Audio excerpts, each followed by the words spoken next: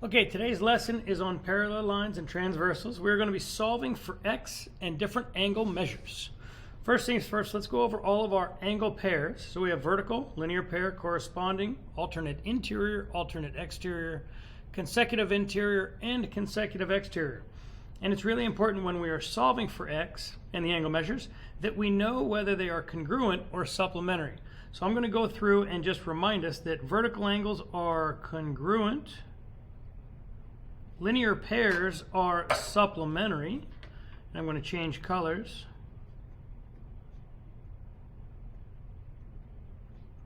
Because changing colors is always good for you. Corresponding would be congruent.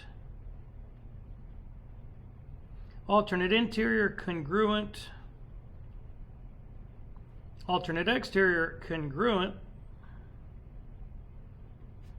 And then the last two, consecutive interior, would be supplementary. And consecutive exterior would be supplementary.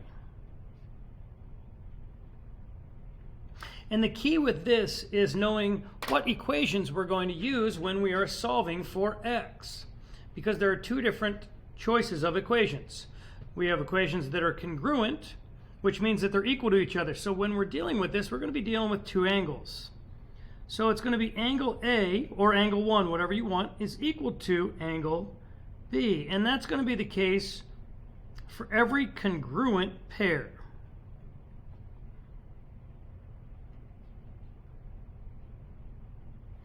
And the last one, angle A is equal to angle B. And then for our supplementary pairs, we remember supplementary means they add up to 180 degrees. So it's going to be angle A plus angle B is equal to 180. Down here, another supplementary, angle A is equal to angle B is equal to 180.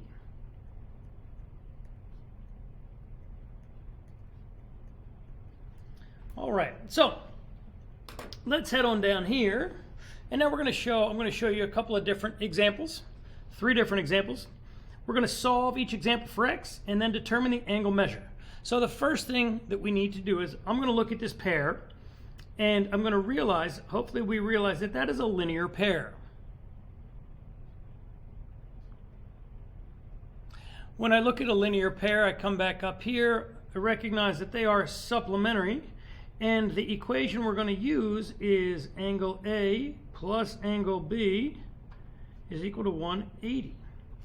And as you look at the image, you'll see that these are two angles that make a straight line, so 180 degrees, that this one, the 7x minus 1, is acute, and the other one is obtuse, because it's 125 degrees. So I will write my equation out, 125 plus 7x minus 1, angle 1, or angle A plus angle B is equal to 180. And then we're going to solve this equation. I'm going to draw the line down the middle of my equation.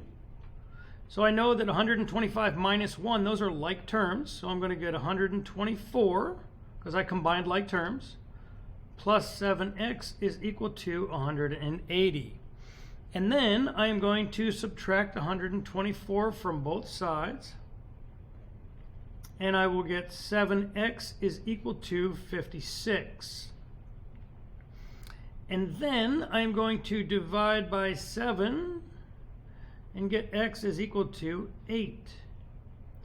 And we have solved for x. Now, the way that we can confirm this, and the way you can always confirm an answer, is by plugging it in to our angle here.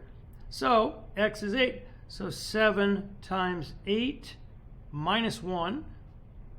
So 7 times 8 is 56. Minus 1 would be 55. And again, remember we said that these are supplementary. So if I added 125 plus 55, we should get 180, which we do. So that tells us that we are correct with 55 degrees and x equals 8. If I'm going too fast for you, remember that you are on a video that you can pause and watch again. I am probably going too fast for you if this is your first time watching it. and first time seeing this, so my recommendation is to watch it multiple times. In my second angle pair relationship here, we've got two angles and they are corresponding. They are on the same location, that top right location, on the opposite parallel line.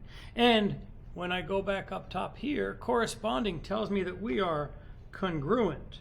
So angle A will equal angle B. And that's the equation that we're going to use. So I'm going to take my angle A, I'm going to call this 16x plus 4 is equal to angle B, which is 17x minus 2. And then I'm going to solve for x. I always like to subtract my smaller variable first. Subtract 16x from both sides. Again, if you want, we could draw the line down the middle of our equation. I should have done that earlier. And then you would get 17 minus 16 is 1x minus 2. We're going to add 2 to both sides. And you get 6 is equal to x. And then again, like I did in the previous one, I'm going to take this and I'm going to substitute it into both angles to make sure that they are congruent or the same. So I get 16 times 6 plus 4. 16 times 6 is 96. Plus 4, which would be 100 degrees. Now I look over here and I notice that this is an obtuse angle, a little bit greater than 90, so it makes sense. You always want your answers to make sense, especially with pictures.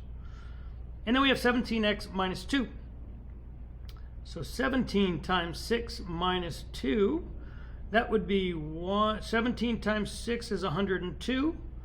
Minus 2 would be 100 degrees. And again, we know that we are correct because 100 is equal to 100, and we already said these were congruent.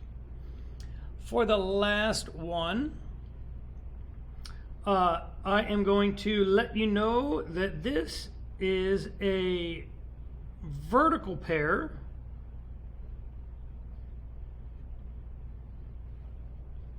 and I'm going to allow you to figure out what equation you are to use. Again, use the information that we filled in up top and solve for x, and then identify the angle measurements of each. I will go over this in class. Good luck, and let me know if you have any questions. Talk to you later.